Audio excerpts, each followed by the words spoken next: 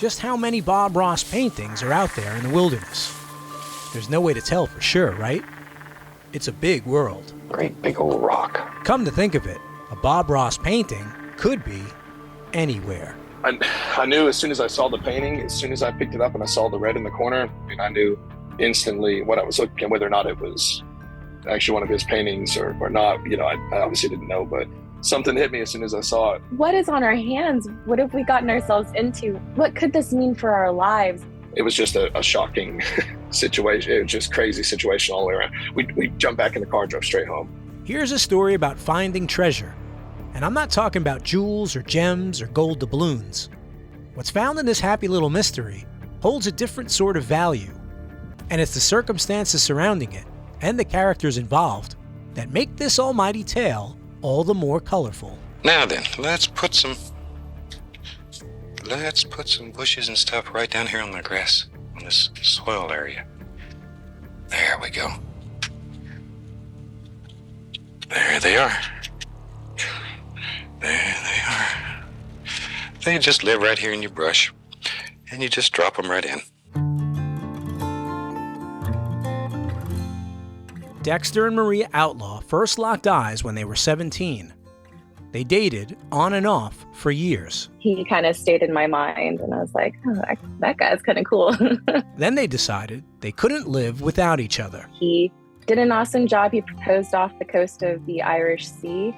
Got a 2-year-old son, 4-month-old daughter, a couple of dogs. I work for the local city water utility distribution.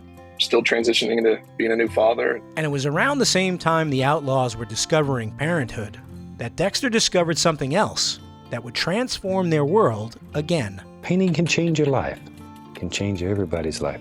Well before Bob Ross would change their lives, he had already left an impression on Dexter and his wife. It's been countless nights we've fallen asleep watching The Joy of Painting. I think a lot of people say that, though. It's like it's perfect for just relaxing at the end of the day, going to sleep too. And if you've been with us before, let me thank you for inviting me back for another series of painting shows. And I hope we continue to produce shows that you enjoy and that you learn from. For two young newlyweds, the joy of painting became a nightly ritual. Because if you're walking down the path here and you get tired, this is where you'd sit and maybe you had a little picnic lunch. You could sit there and kick back, put your foot up, watch the little squirrels play. At that same time, I was an art teacher. I would put on Bob Ross in my classroom, and my students would always ask for Bob Ross. They were like, please put on Bob Ross. Maria has pursued artistic endeavors her whole life. Dexter has a passion for something else. My family and I we've always considered ourselves treasure hunters for as long as I can remember. Yard sales, flea markets, stuff like that. My parents have always loved old antiques, and for me, when I was a kid, it started out as collecting records. Now this is true stereo.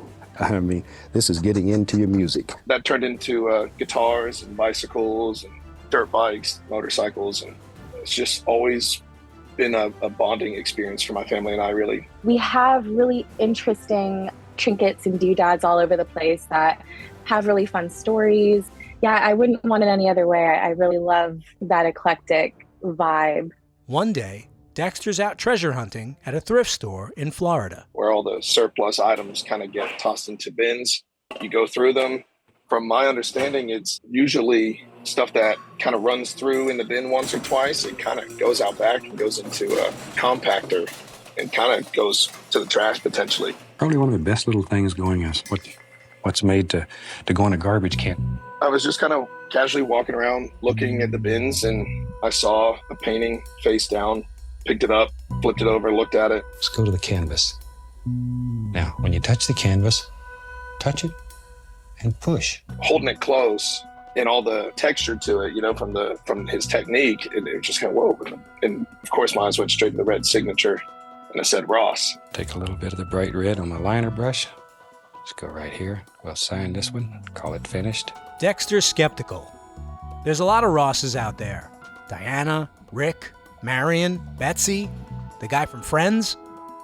But as he takes his treasure and places it in his shopping cart, the wheels in his noggin start to turn. I'm just thinking about it, and I was like, man, that's actually a really good painting, and that's looks like what his signature should look like, So I ended up purchasing it and just put it in the car. Spent a little more time there looking around and stuff, and then drove home. Yeah, I know what you're thinking. What's the catch, Ron? Shenanigans, Ron. Shenanigans! Well, just keep listening. I was actually with my dad and my brother at the time, and we went out for lunch in Tampa on the way home. I know, obviously, of Bob Ross. I've followed him for years. I didn't know really any of the story to do with what happened to his paintings from the episodes, and didn't realize just how many paintings he actually produced in his life. He sends me a picture. It's a picture of his dad holding it. And I thought to myself, okay, this is insane. Part of being a treasure hunter isn't just finding the loot. It's about finding out more about what you've discovered.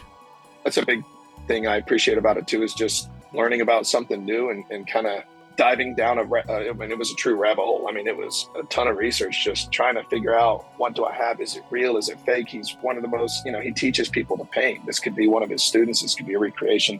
I went through the whole range of emotions. My initial thought was, okay, this has got to be a copy or somebody trying to recreate one of his pieces, because there are a lot of Bob Ross teachers out there, tutorials online. It's got to be some sort of duplicate. Any true Bob Ross nerd knows that Bob painted 3 versions of each of the landscapes we saw on TV. One that he referred to off camera, one that he painted while on camera, and don't forget the one he painted for his instructional books. A lot of people ask us what we do with all these paintings that we do on TV. Most of them are used to go into the books that we do. So technically, there are 3 walks in the woods, 3 tranquility coves, 3 havens in the valley, and so on and so forth. So 3 paintings, 403 shows, that's 1,209 paintings. Then there are the paintings Bob painted in the military, the ones he did while working with Bill Alexander, the ones he did when he was traveling, the ones he did just for fun. I've painted so many paintings, and I still get excited when I see this work. Guess that's the kid in me. It never gets old. That's one thing that's so fantastic about painting. If you paint 1,000,000 paintings in your life, you're never going to be satisfied, and the next one's going to be your masterpiece. And there's always something to learn. Every time you paint a picture, you learn something that will help you when you do your next one. Like me, all this wondering starts to hurt Dexter's brain. I bring it home, just sits at the house, put it away, out of sight, out of mind for a couple of days. And I'm over at a friend's house helping him work on his car. And my wife calls me. I was really excited about the piece, and I ended up texting one of my really close friends and sent him the picture. I was like, I think that, this might actually be a real Bob Ross painting, which is kind of wild. And he sends me back a GIF. What it was a GIF of Bob Ross. And it's him wearing glasses, and he's looking at the camera, and he's got a painting on the canvas behind him. And, the GIF scrolls at the bottom, beauty is everywhere, the iconic line. You only have to look to see it. And we'd been looking. Dexter and I had been looking and looking. I'm almost fall to the floor, because it's my painting is in this GIF. Look at there. Look at that. Look at that.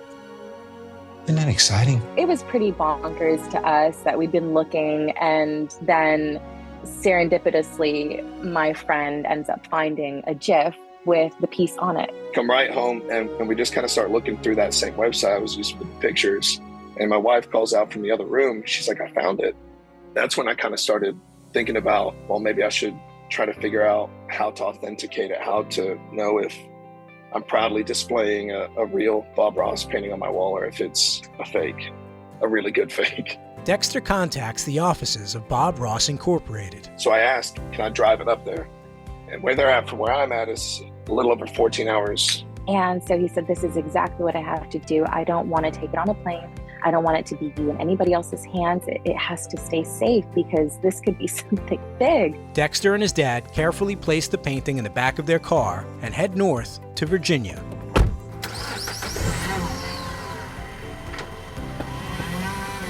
And it was a fake. Nah, it's real. We drove straight through the night. We both just take turns napping, and we got out there in the morning, and we spoke with Joan, and I just, I was so nervous. I was like, is it real? She's like, oh God, yes, yeah. Absolutely. Son of a gun. Can you believe it? She confirmed it, and a little bit of insight I got from her was it was probably like his first promotional piece for the show. She says she believes it would have been a promotional thing that he would have done to try to either sell the show or promote the show. That's unreal. I'm practically in tears at this point. You know what I mean? I mean, that whole, it's kind of a blur. We were so tired. It's kind of a blur, but just, and getting to share that moment with my dad, you know, he's really important to me. So I called my wife, not a whole lot of talking. It was just, it's real. I'm coming home. Sitting here while he wasn't here, knowing he's driving back, I'm like, please don't get in a wreck. I love you, baby, but like, don't hurt the painting. Don't spill any ketchup on the painting. When I had this painting, I just had it kind of in some cardboard in the trunk. You know, it just it was so stressful to be in possession of it once I found out it was real. And you know, I didn't know what the significance of having a real painting. It just, the way the journey happened for me, it just built up all this weird purpose behind it. How much did you buy this painting for? Everything there is sold by weight. I purchased it by itself. I can't remember the exact amount, but I think it was somewhere in like the 65-cent range. Yeah, I know. As far as meaningful finds go, I just don't see how anything could really truly top it. When I look at the piece that we have, I see him looking at that canvas and thinking about what he's going to paint, not what's being painted on the TV show, right? Because he's already got that idea in his mind. He already knows what he's going to be painting at that time. What we have could be that initial idea. Just have a basic idea in your mind. Take off. Go. And that means more to me than something that's painted on the show, because this could be the beginning of his whole journey. A good treasure hunter loves the thrill of the hunt. But to find something this significant, and considering the magical man this is all centered around, it's only natural to start thinking all mystical. These bins, these things come out and stuff just gets thrown in them. You know what I mean? I've seen paintings and pictures and all kinds of fragile, some broken glass. Just stuff gets tossed around, moved around, things break. Very rarely do you see a painting that survives, especially a canvas painting. There's something with a corner just touches it and it either dents it or splits it. I picked this up and I can't even express this. It's immaculate. There's not a flaw, a dent, a scratch, a nick, nothing, no chipped paint. It feels like Bob Ross came and knocked on our door and said, here guys, here's a painting for me. Please enjoy life. That's what it feels like. It's like, take a look around. Beauty is everywhere.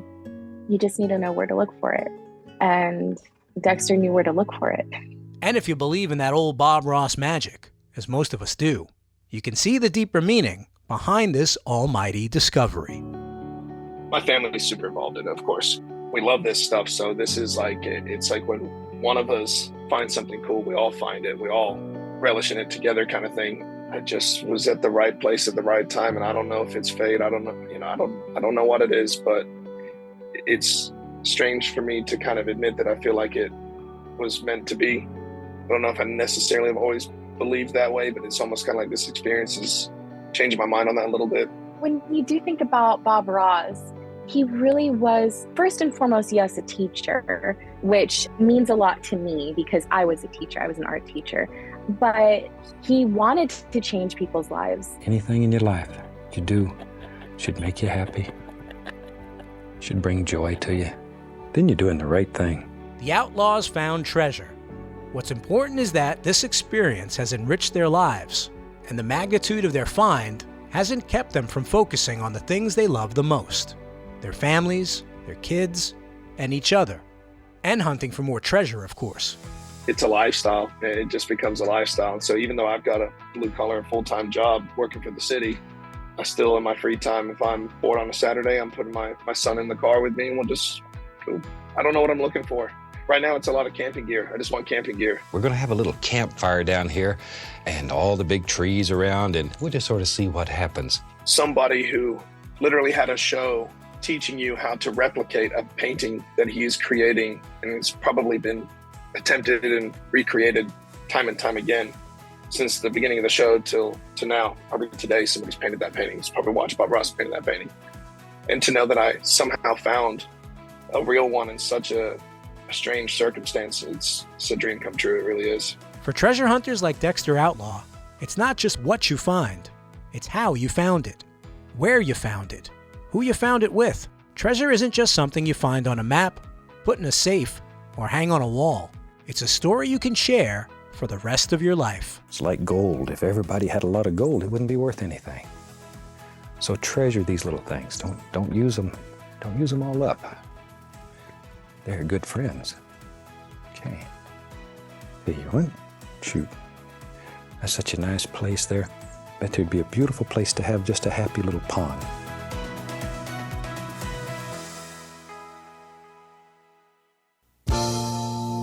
The old clock at the thrift shop tells me we've got another finished podcast episode. Hey, how much you want for that clock? I give you 65 cents. I want to thank my guests, Dexter and Rhea Outlaw. This happy little episode was produced with help from James Shapiro at Jansen Media, and was mixed by Digital Sound and Video of Daytona Beach, Florida. Support your local public television station and say thanks for giving us Bob Ross and the joy of painting. We want to see your paintings. Use hashtag #PaintLikeBobRoss. Bob Ross certified instructors are the only ones that know how to teach you Bob's world-famous painting method.